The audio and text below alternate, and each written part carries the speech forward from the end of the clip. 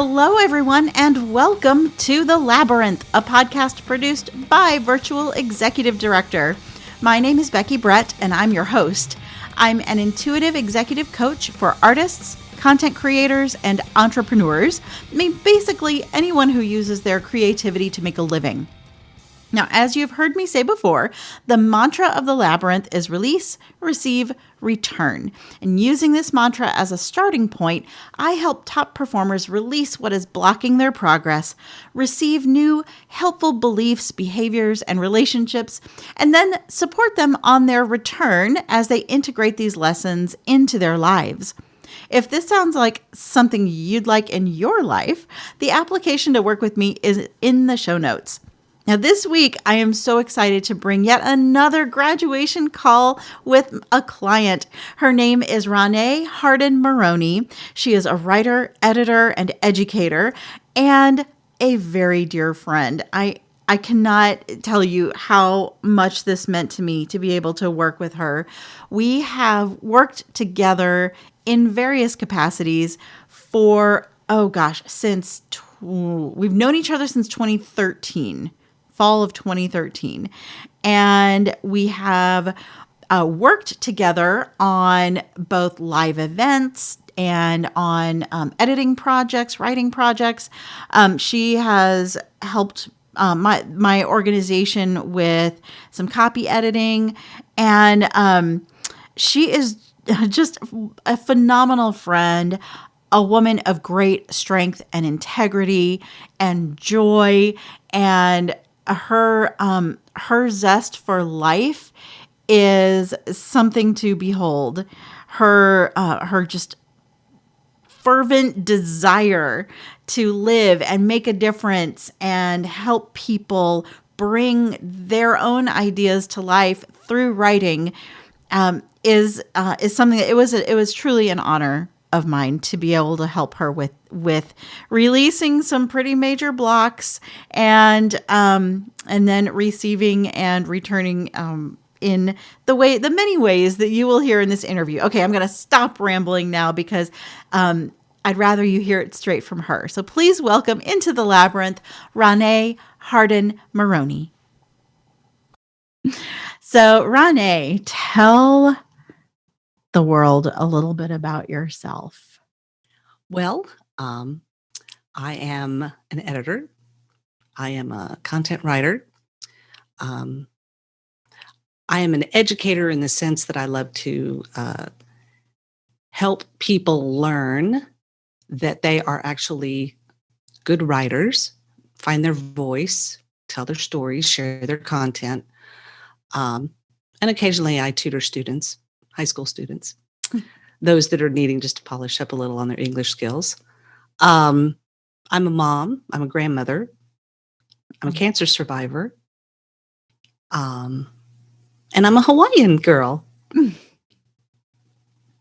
All of those things. I'm a wife. Yeah. And what led you to work with me?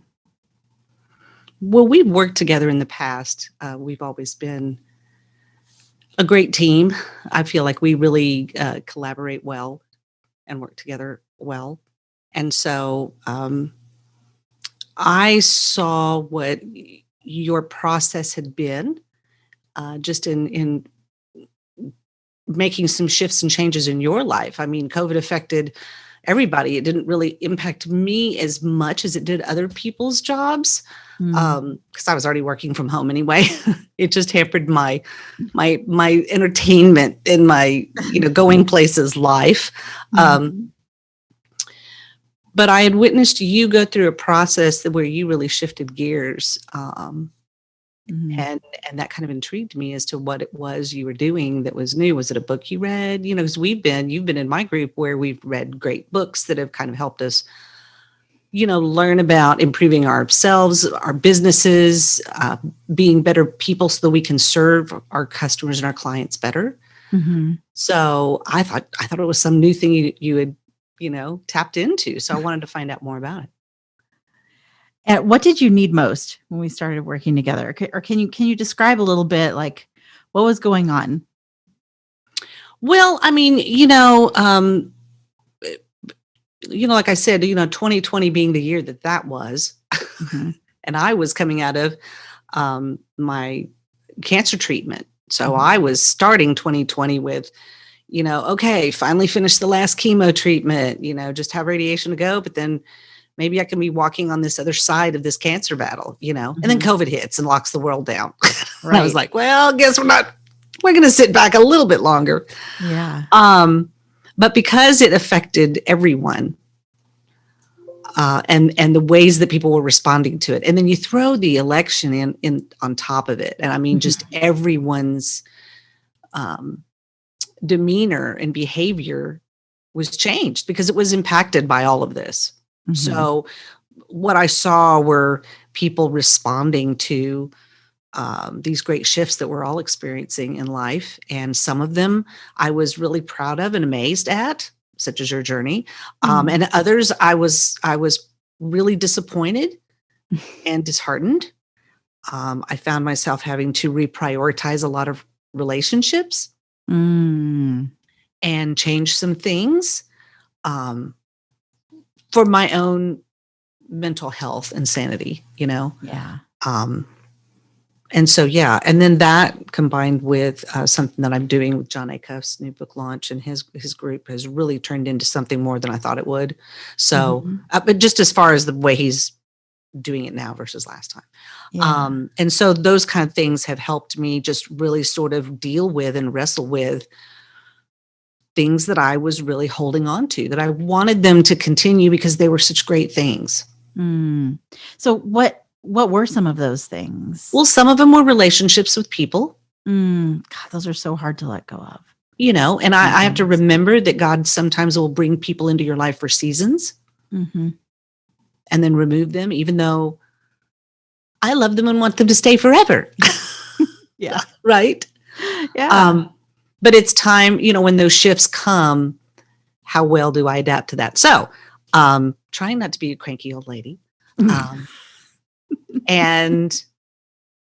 But I've really been just wrestling and dealing with these things, and finally just went, oh, shit, man, Yeah. just, Well, and this was also against the backdrop of you wanting to create a new course and ugh, like getting back to work as an editor, as an educator, as a writer after. So you go through right. cancer treatment, Right. right?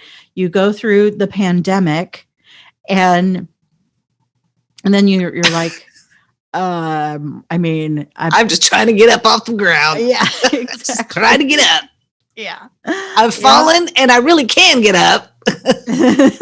So there was that backdrop too, that you were ready to get back to work and Right. kind of stuck, I think. And work was changing because the way we yeah. worked, the way I worked, I've done Zoom calls. I've done this. I was just kind of like, Right. look at all these brand new Zoom call people. So cute. Aren't they They're cute? so Look cute. at them.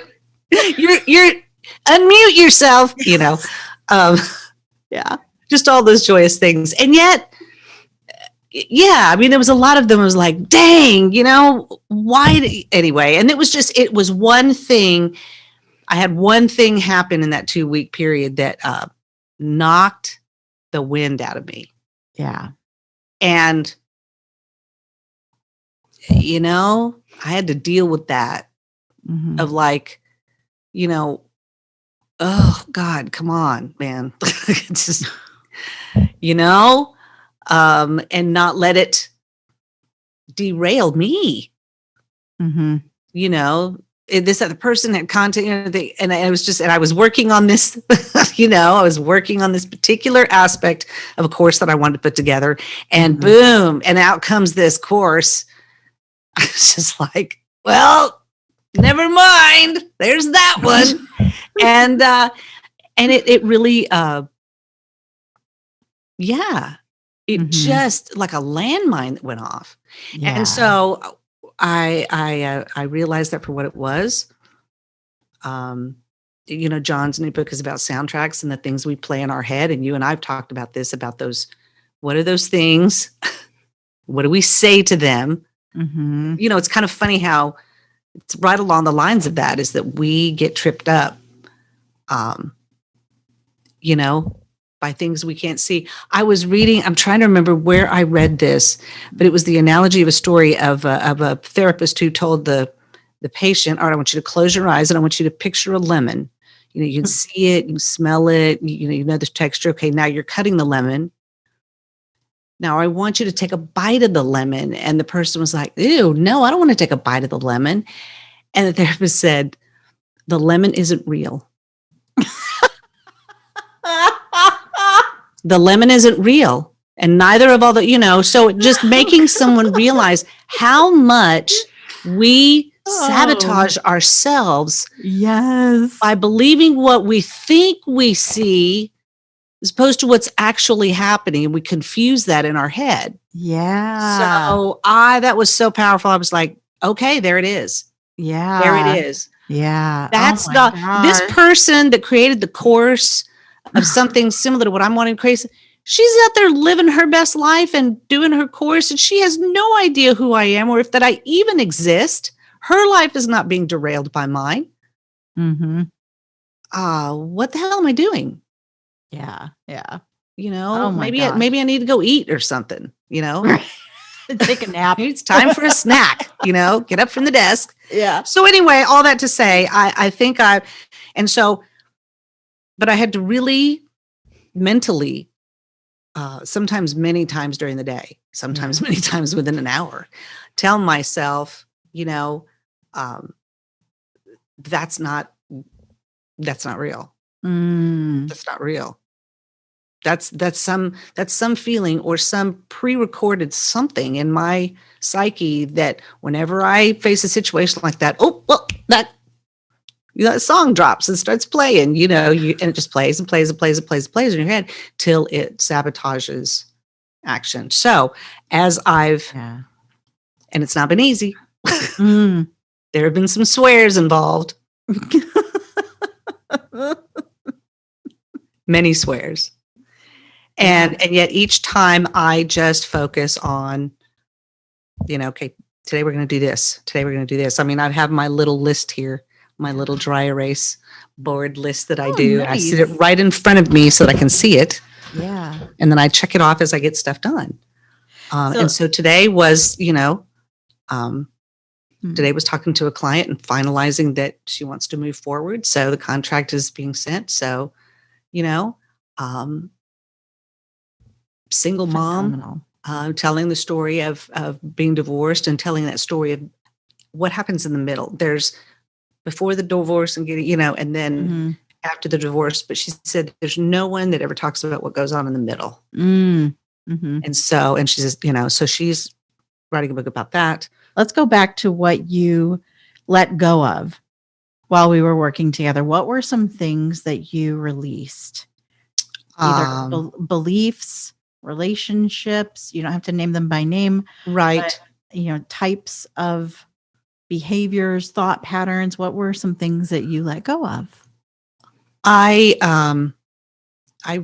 released again my how can I best describe it? Let me think of the right words. I want to find the right words that describe it. I released the emotional responsibility for some of these relationships that I perceived them being deeper than what they were. Oh, does that paint that juicy pretty clear? Okay. Yeah. And the emotional responsibility. Right. It's not my responsibility to have emotions all over there with that person, but because I do things fully with my heart. My heart sometimes gets disappointed because I put it way too far out there. Let's just get it right out here with you, So I release the emotional responsibility to that. Which also then leads into releasing the sense of competition, that competition is always a threat. I mean, I used to be in gymnastics in high school. That's you're competing, a little bit competitive, but you're not competing. That's not a it's not a 1-to-1. So you are competing yourself and judged off your performance. So you're not having to go head to head with someone like in basketball or football or, it's not Mm-hmm. that kind of sport. So that's a healthy competition because we would all be there. Mm-hmm. The girls would all sit on the sides and we would all talk to each other after, because we were Yeah. all doing the same thing. Yeah. And honestly, it was kind of like with some of the girls, it was like, damn, look at her. Like she nailed that. That is so awesome. I would never try a move like that. I'm only to Mm-hmm. this level. But So so, what's different about what changed, do you think, in you from being that like supportive competitor to fearing competition, to seeing it as a threat? well, like I said, this woman released her course and she put it out there and I, she put her work out there. Mm-hmm. Why the hell am I not putting my work out there? I was allowing her Mm. work being out there to stop me putting my work out there. Like, what is that? Yeah. What was I, that? Fear, right? I yeah. mean, we talked about fear. We talked And we about, talked about the fear of me getting older, mm-hmm. and when it's a younger person putting, it's like, well, damn, I know I'm Mm-hmm. old and I'm trying to figure out all this stuff as quickly as I can. Hey, Savannah, how do you turn this phone on? I don't want to be that person. I don't want to be that person. So, but I also have to realize that where my place is in life, Yeah. I'm exactly where I'm supposed to be with Yeah. the knowledge and the experience that I've acquired up to this time. And if, when I put my content out there, it's going to be the best content that represents me. Mm-hmm. It'll be me to people. Why do I want to do what she's, and a lot of times, you're probably been the same way. You've purchased courses from different people. I've purchased Mm-hmm. courses from different people who I'm interested in learning from. Sometimes courses are similar. Mm-hmm. I find that what John is doing with his book launch on soundtracks, and he did a free 5-day challenge Mm. on the book, and I'm finding that some of the principles of what he's trying to communicate in his style and in his content is similar to the principles you're doing with this labyrinth process. Oh, wow. Cool. So it's just a different way. Yeah. It's a different way of conveying that same message, those same principles. They just Mm-hmm. need to be done in a variety of ways because who wants all vanilla ice cream? Exactly. Who wants all chocolate ice cream? So that allowed me to work on the content. Oh, and here's another thing that's come out of it because these two people, and also let me back up in the one book that I was working on with the doctor. Mm-hmm. It was just going to be a simple little, thing that was uploaded to like a debut version or something. Uh-huh. As we've been collaborating, as we've been working, and this has actually turned into more like a ghostwriting. Mm. I'm adding on, he's adding questions. I then help him, so this is more of it's not just a copy edit. This is really collaborating with the client. Now he wants to turn it into a book instead. And has added components to make it a book for not just the cancer patients, but for their caregivers. Oh, wow. So, That's neat. as I've been just focusing on working with these clients and helping them along the way, I'm discovering, oh, what I need is a course or just a quick explanation, because this is the question I get asked the most about self-publishing. Mm. What are the things I need to know? It doesn't have to be totally in depth, but it's basically, if I were to get, I have a checklist that literally dates it out. Yeah. If you want to publish by this time, it backdates and tells you all the things you need to do and breaks them down in the components, which each of their own are part of the process. And the book proposal is part of that. So again, So you've, let's say, okay, you've released emotional responsibility for some relationships. You have released the belief that competition is always a threat. You have, what have you received? I'm still trying to release that feeling of being too old. Okay. Well, you know what? We're all works in progress. Right.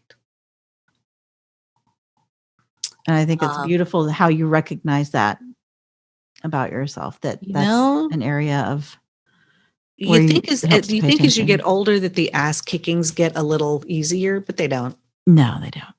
They don't. They don't. They have, I think when we allow an ass kicking to knock us down, it's of significance. That's why. Like, we've gotten to a point where the small things don't bother us. So when something does bother us, it's a big deal. Right. Right. And I mean, as you and I both know, in dealing with my cancer battle, but then even the one of Mhm. my late husband, Mhm. I have faced worse. Yeah, exactly. Come on, Ronei, you have faced hard things, but we can do hard things. Yeah. And Yeah. so I just, again, we always realize that the transformation starts with us Mhm. making the choice Yeah. to do the work. So So you've released this stuff and you're working, still releasing things, because when it's never really over. What did you receive in place of what you released? well, um, peace of mind. Mm. I really had to make a choice about how I was going to use and consume content on social media. I was not going to feel, like I said, emotionally responsible to respond to every single thing I saw that pissed me off. Oh, hey, I only really? respond. I only respond. Shocking, isn't it? I have purposely decided on social media time. Mm. I schedule things for my group. I can schedule things for my group. I can schedule things on my business page, my personal page, and then I'm not on there because I'm Mm. working. I'm working. Yep. So purposeful social media time, peace of mind. What else? Dollars. Dollars. We like We dollars. love dollars. I 'Cause love look, when we I work get for those money. QuickBooks notices. Oh, look, that invoice has been paid. Oh, look, that person paid too. Nice. Yeah, it's a wonderful feeling. Was there trouble being paid before? No, Challenging it was just, before? wasn't really, because I was allowing myself to be derailed, I wasn't really pitching myself. Mm. I wasn't really selling myself. I didn't feel like I had value. So why would anyone want to throw a little tuppence my way? And now that you value yourself, other people are valuing you too and paying their invoices. And sending deposits. Nice. That's even nice. I Paying love for things it. in advance. So, yeah. So, slow and steady wins the race. Mhm. If I stay in my lane and just, you know, God can't increase anything that I'm not putting my hand to. Mhm. He brings the increase. he doesn't do the work. He Yeah. brings the increase. I do the work. He brings the increase. So, yeah. Love it. Okay, so you have released, you have received, and now you tell me about your beautiful, amazing life at this point. Your clients, your work, your everything. Um, Michael and I will celebrate 4 years being married in May. Congratulations. It's just amazing. Um, my daughter is going back to school in the fall. And what is she going to school for? Well, she's now, of course, changed from when she was, Oh. young and before her dad passed. Mhm. But now she's going to be a graphic designer with a minor in illustration because That's awesome. she has an Instagram account that's already getting her commissions for her artwork. So she just had a friend who graduated from the program and told Savannah, showed her, here's our senior projects we put up. Here's what they do. Here's what you're going to be doing. She said, Savannah, I'm telling you. She said, and I got out of college 2 weeks after graduating and I had a job making $48,000 a year. So That's She said, I'm telling amazing. you, if I can do this, I know you can do this. You've already got an account out there. She's excited. I've not seen her this excited in a very long time. So she's going Yeah. to go back to school in the fall. Great. And it was of her own realization. Oh, And now that the vaccines are out, we mm-hmm. are able to get vaccinated and things. I mean, things are still a little iffy and people need to be smart. Hello, Texas and other states. But, but we're getting there. We are so Yeah. close. We are so Yeah. close. I think that's going to help the overall um, demeanor of the public. Yeah, I think so too. So all of those things have been really, yeah. I mean, Okay, well, tell us about your course and your clients. so as I've been working with my clients, I have been learning a lot of things that these authors who and for a lot of folks, and even if to your folks who will be listening, if you have an idea of telling your story, if you've written some things down and you're not quite sure how to put them together, you may have a journal or you may have been writing things on your computer, who knows, but just putting those things together in a format where you see your story take shape. As I've been working with one client who she's writing a children's series, we're working on her book proposal. I meet with her once a month and we go through it's writing accountability for her, Mm-hmm. basically, of just keeping her on task so that she's focused on writing the chapters. She's as we keep putting that focus on the book proposal, it frees her now to write with intention. Nice. A woman that I had a conversation with the day before yesterday, who she can make her own book cover, but she asked me about self-publishing on Kindle Direct. She got online and looked at it and of course got overwhelmed. And then it's the Mm-hmm. whole, do I sign up for this course? What I would do, so I'm finding that there's a lot of people out there who don't necessarily want to jump at every course because they're not quite sure if that's the right one. And they Mm-hmm. want to just get their work out there. Mm-hmm. They're, And they're will they finding promote you. it? Yeah. And so I feel like this is a great place where I can be of help to help be Mm-hmm. that transition for people, and maybe I pass them off to a literary agent or I pass them off to someone like Bethany Jett or I pass, Mm-hmm. but these people are not quite ready yet for the Bethany Jetts and Mm-hmm. do you know what I'm saying? Yeah. They're not there yet, but they can be with Mm-hmm. some polishing and some practice. So I am wanting to create a course that is, maybe a self-publishing 101. Mm-hmm. All of the basic things that you need to know if you decide you want to self-publish your book.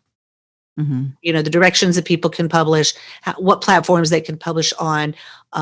There's other ones besides Kindle, Amazon, because once you're on Amazon, you're on Amazon.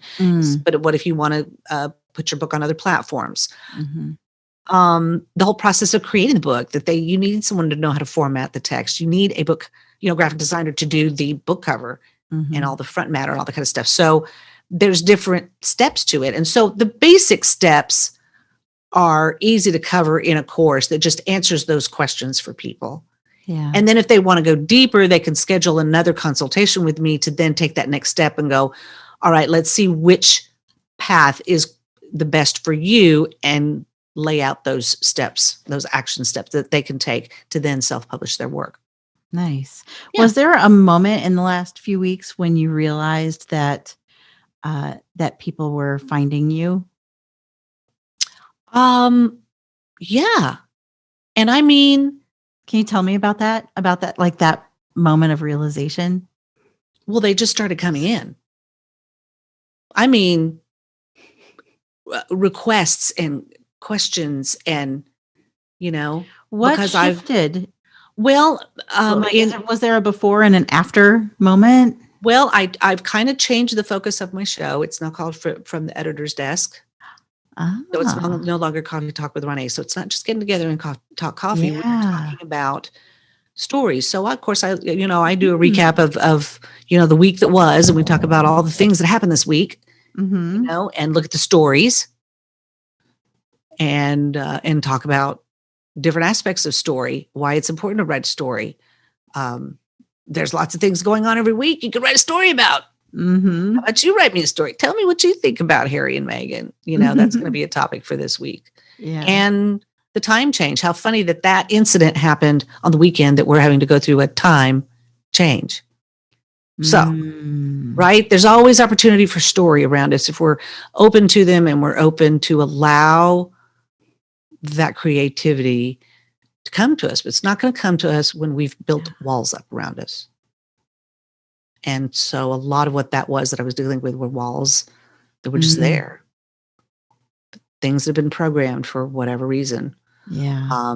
And breaking those down. And so as I did that and just focused on that and just did that little shift. So Savannah made me an intro video for my broadcast. So there's like a little 2-minute little precursor with music that comes on. And it's a little, and then so we're tweaking that and working on that because she's doing graphic design. She's been working on all my branding and all my graphic stuff. So it's just a level of professionalism I'm trying to convey as I'm coming in contact with new people.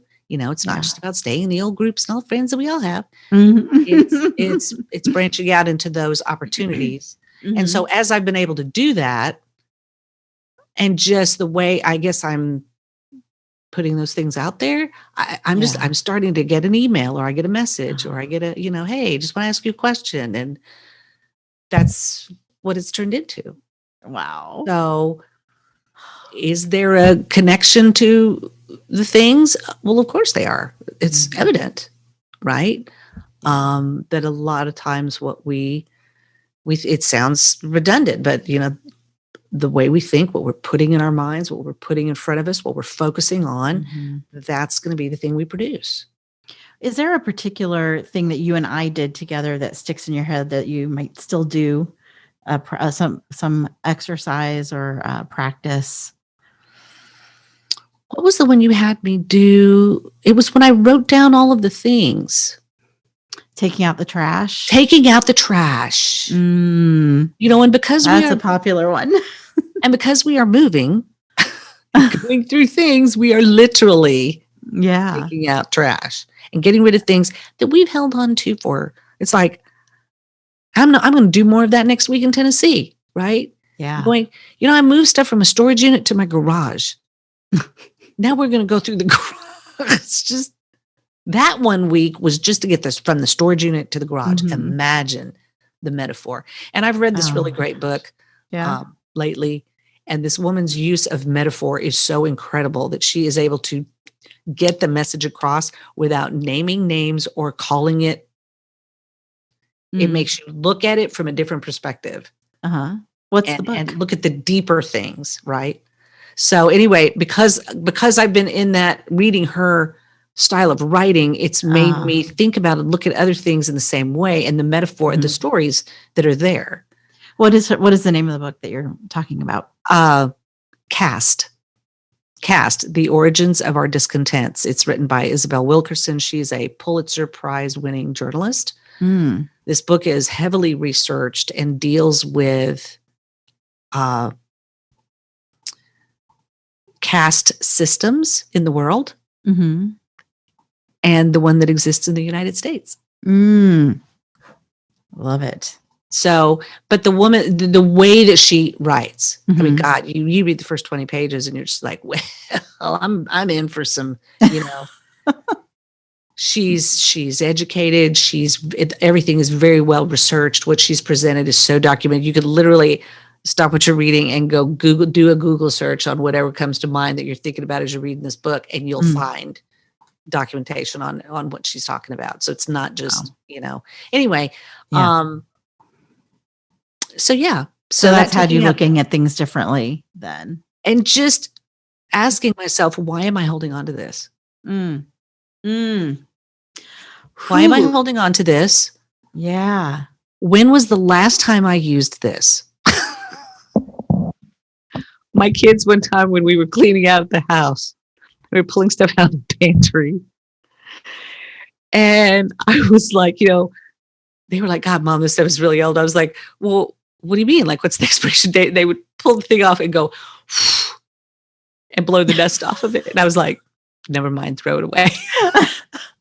Like, if this thing is literally sat so long that it's collecting dust, I Mhm. honestly haven't needed it. Yeah. Yeah. It's taking up space and time in my life. Yeah. Time to go. Mhm. Time to go. And so, again, the realization of that and applying that to all these other things that I'm actually holding on to, whether it was, like I said, unhealthy attachments to relationships that did not need to be there anymore. Mhm. Physical things that I just, good Lord, if I could just live in yoga pants the rest of my life. It could happen. I look at all the shoes that I have. Remember my whole thing about my shoe collection? Oh, yeah. Like I have Yeah. all these fabulous shoes. Well, where the hell am I going to wear them? Nothing's open. Like, I'm saving them for when they. So anyway, all Yeah. of that. It's just, it's funny how the things aren't bad. It's our attachments to them. Yeah. So, Yep. yeah. So it sounds like releasing a lot of that attachment to people, to the things in your life, to some old outdated beliefs, releasing those attachments really opened you up to allow this new abundance to come in. You can't keep stuff for the sake of keeping stuff. If it doesn't, we were talking about that today, is we're getting all this stuff moved, to keep, all the stuff. It's like, oh, Michael, I hate that we're having to get rid of that. He was like, yeah, but where we're going to put it? Yeah. Our comments to each other, because we're trying to, because we've been able to move slowly into this house. Everything that's come into this house has been intentional and been put in an intentional place. We're not just like cramming it all in a closet till we can get to it. No, it's coming in and it's going into a place. Nice. Even we're putting things as placeholders until we decide what we want to do. For now, they're placeholders, and we'll decide. Then we may decide to get rid of those things, right?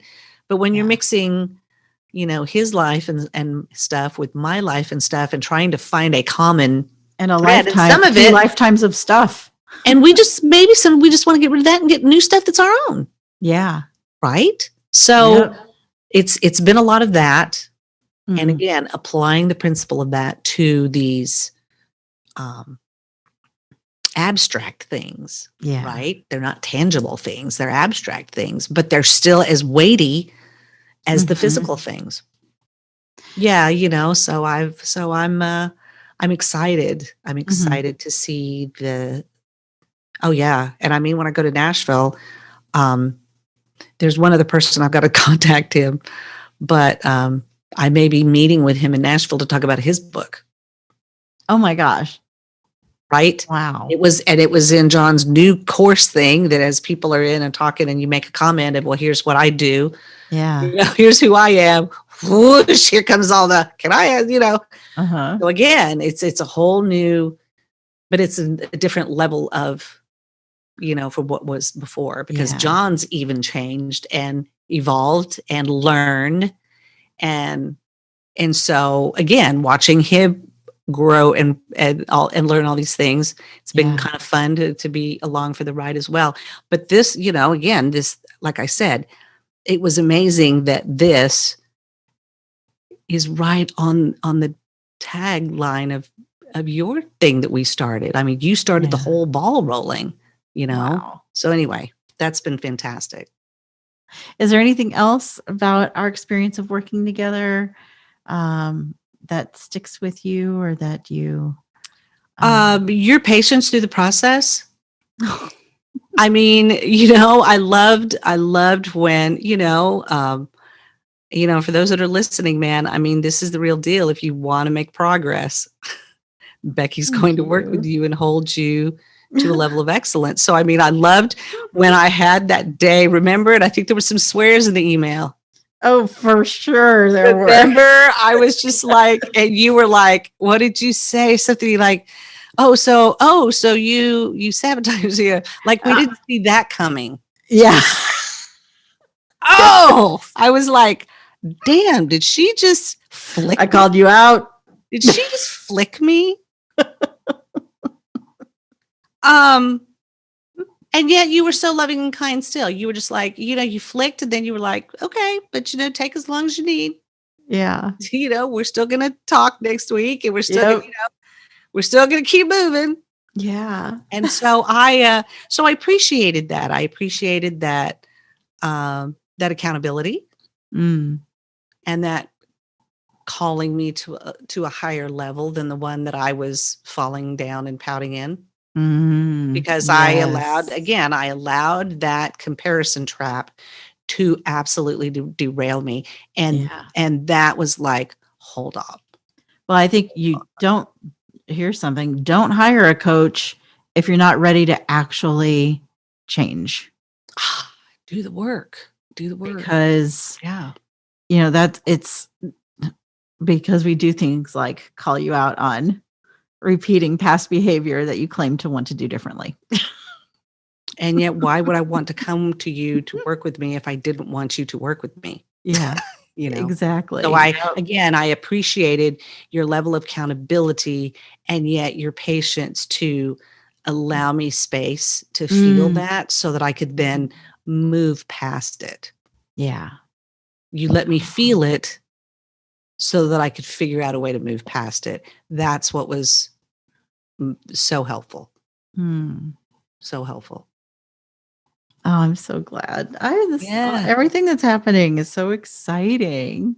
And again, I mean, I'm really been in awe of you watching you because we've worked together for a long time now and known each other for a long time. And we've both watched each other go through things even in our lives Yeah. that have required us to really reach down deep. So I Mhm. appreciate your example and I appreciate you Mm. collaborating with me.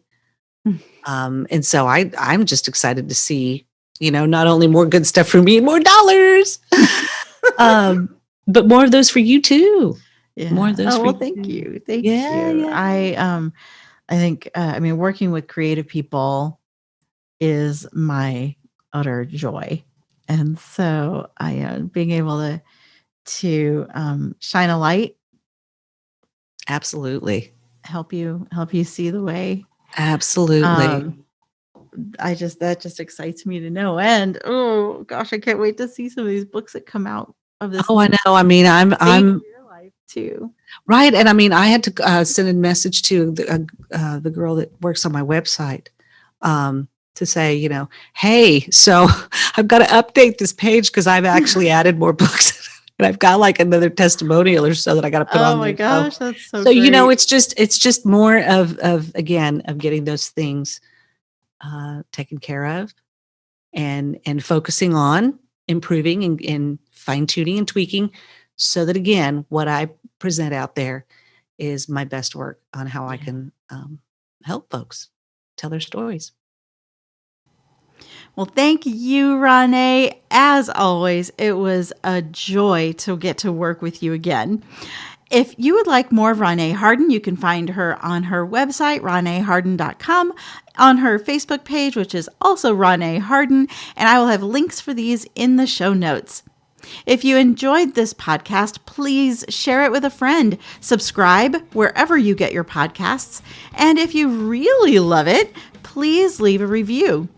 If you don't already, follow me on Instagram at beckybrett.live for daily information, inspiration, and support.